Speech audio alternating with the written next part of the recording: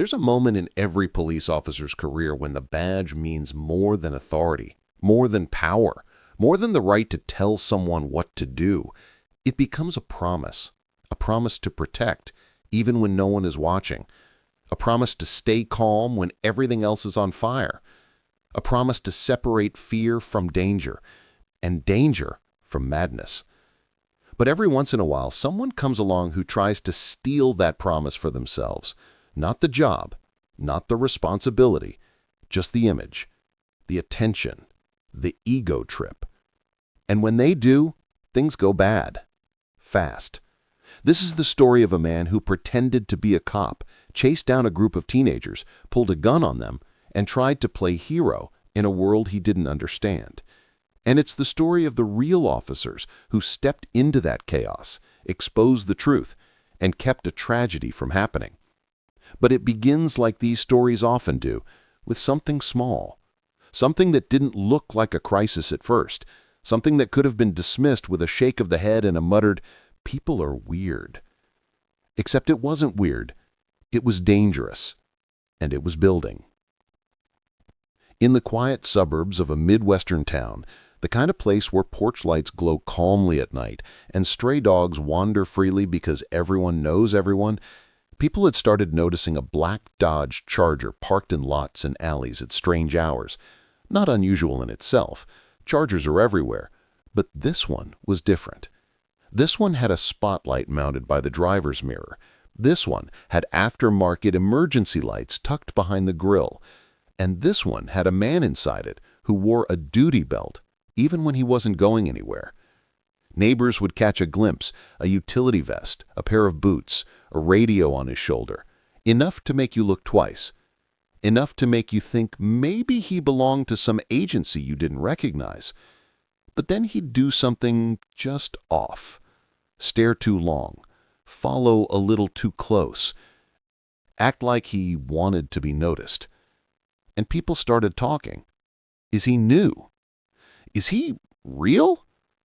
Is he allowed to do that? The thing about faking authority is simple. You can copy the costume, but not the restraint, not the long nights of training, not the understanding of when to act and when to walk away. Impersonators don't crave the service, they crave the power. And sometimes they try to create their own moment to use it. The night everything unraveled was warm, humid, one of those late summer evenings where the air sticks to your skin and the streets smell faintly of asphalt and cut grass. A group of 4 teenagers, 2 boys, 2 girls, had just left a fast food place near the highway.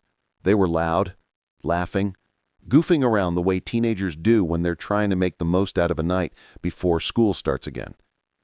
They piled into a battered silver sedan, music spilling out of the open windows. Nothing crazy, nothing illegal, just kids being kids. But they caught someone's attention. In the back of the parking lot, the black Charger sat with its engine idling, hidden enough to feel secret, exposed enough to feel official. And inside, the man watched them. He saw teenage energy, teenage recklessness, teenage freedom, all the things he didn't have, all the things that felt out of reach. And something twisted inside him, something that whispered, "This is your moment." He pulled out behind them as they turned onto the main road. No lights, no siren, just a silent tail. The teams noticed almost immediately. Is that car following us? I don't know, maybe. Just turn up here. He's still behind us. That's creepy. What happened next was caught on multiple 911 calls, on street cameras, and later on body cam. A moment that began with confusion and ended with fear. The Charger accelerated. The teens sped up just a little. He followed. They changed lanes. So did he. They signaled. He didn't. And then the lights came on. Red and blue flashes exploding inside the sedan like a firecracker. The teens panicked. They weren't speeding. They weren't doing anything wrong. Something felt off. One of the girls grabbed her phone. "Call 911, she said. "If he's a real cop, They'll tell us. The call connected. 911, what's your emergency? There's a car behind us with police lights, but it's not a police cruiser, and he's been following us for like 5 minutes. What kind of vehicle? A black Charger. A pause. And it has lights on the dash. Another pause. This time longer. Okay, stay on the line. Do not stop until I confirm. Dispatchers know patterns. They know the difference between hesitation and concern. And this dispatcher heard something in the caller's voice, something that made her sit up straighter. She checked the area. No officers were conducting stops there. No unit matched that vehicle. Listen carefully. That is not one of ours. Keep driving. Officers are on the way. The teens turned into a well-lit gas station, the safest place they could think of. Cameras, people, visibility. The Charger followed them in. The moment they parked, everything exploded into chaos. The driver jumped out first, slamming his door with a force that echoed. He wore a black tactical vest with a patch that said police in bold white letters, the kind you can buy online for $40. A radio clip to his shoulder crackled with static, not dispatch calls. And on his hip was a handgun in a drop holster, swinging slightly as he moved. "Stay in the car," he shouted, "hands where I can see them." His voice cracked on the last word, not with fear, with adrenaline. Real authority is calm. Fake authority shouts. One of the boys opened his door slightly, his voice trembling. "Sir, we called 911 because we didn't know who you were." "Oh, you know exactly who I am," the man barked, marching toward them. "Get your hands up." He rested his hand on the gun, not drawing it, not yet, but close enough for the girls in the back seat to start crying. And in that moment, the line between arrest and abduction, between command and threat, blurred into nothing. The man stepped closer, the red-blue flashes reflecting off his sunglasses even though it was nighttime. He reached for his gun again, this time more deliberate. But before he could finish the motion, something else lit up the gas station. Not his lights, not the teens' phone screens, but the unmistakable strobe of real patrol units roaring into the lot. 3 cruisers boxed him in, their engines humming low and controlled, the sound of practiced response. And everything changed. The body cam footage begins at the exact moment officers step out, hands drawn at low ready, voices strong, clear, unshaken. Hands up now." The fake officer froze, his hand still inches from the gun he'd been threatening with. His face shifted in a second, from authority to fear, from control to disbelief. Real officers approached from angles, the choreography of professionals who've done this 100 times. "Drop the weapon. Let me see your hands. Get on the ground." He hesitated, the last spark of delusion flickering behind his eyes. "I'm law enforcement. No, you're not. Get on the ground." Something inside him collapsed. He let go. He knelt. He laid down, palms flat on the asphalt, the red-blue light washing over him like a final judgment. The teens watched from their car, shaking, tears still running down their faces. Relief and shock blending into something they would remember for the rest of their lives. The moment the cuffs clicked, one of the girls whispered, "Thank God." The investigation revealed the truth, layer by layer, and each layer made the story darker. The gun wasn't a toy. It was a loaded handgun. The vest wasn't decorative. It had armor plates inside. The lights on the Charger were illegally wired, installed intentionally to mimic law enforcement patterns. His radio transmitted nothing but static, but he kept it on anyway, for effect. He had no badge, no agency, no certification, nothing but a fantasy he had taken too far. And this wasn't the first time he had done it, not even close. Neighbors had seen him pulling over drivers weeks earlier. Coworkers said he bragged about being connected. His social media was full of pictures of him in tactical gear. But none of that was the most chilling part. Investigators found a notebook in his car, a handwritten journal filled with imagined scenarios, traffic stops, arrests, foot pursuits, all of them starring himself, all of them ending with praise, applause, recognition. Not service, not responsibility, just validation. The kind he couldn't get in the real world.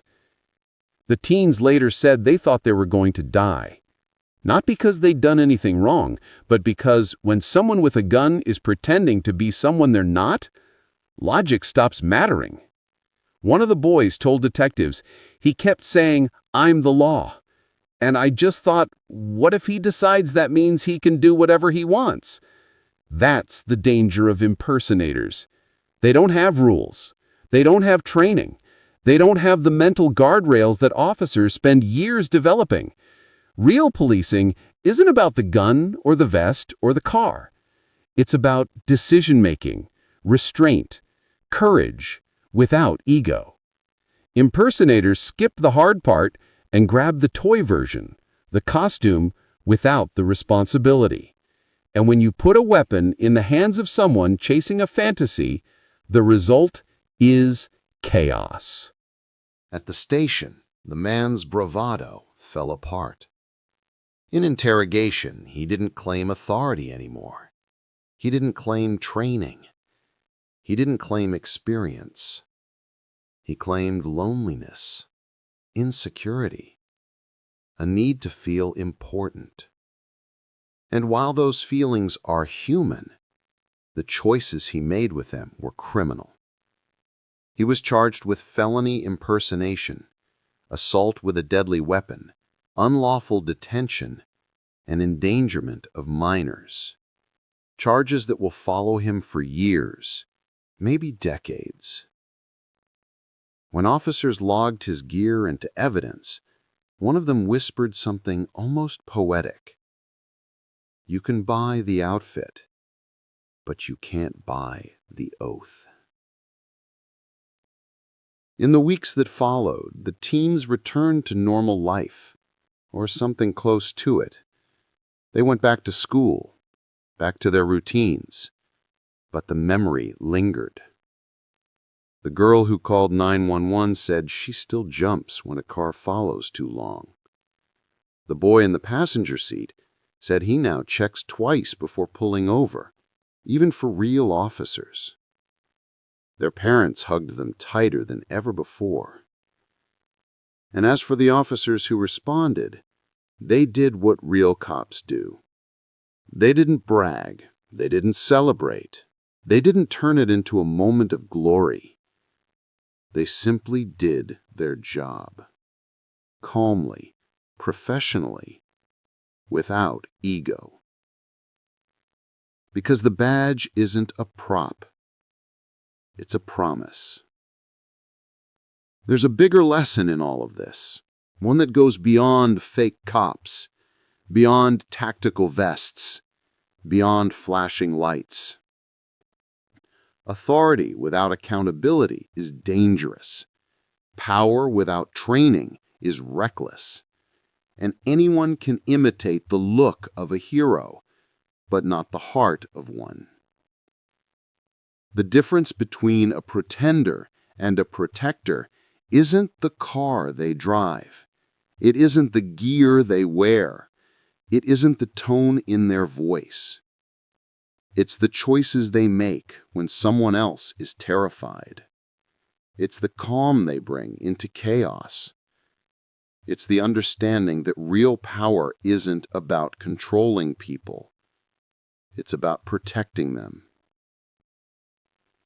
Late that night, after everything calmed down, one of the responding officers was heard saying quietly as he packed up his gear, "People think the uniform makes you a cop, but it's what you do when someone needs you that really counts."